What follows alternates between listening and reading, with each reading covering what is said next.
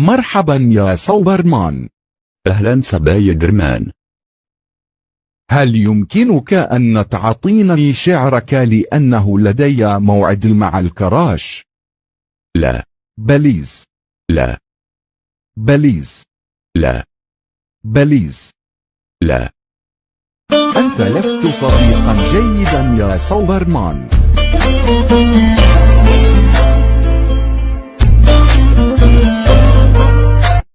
سأقول للجوكر أن يعطيني. كيف حالك يا جوكر؟ أهلا سبايدر مان.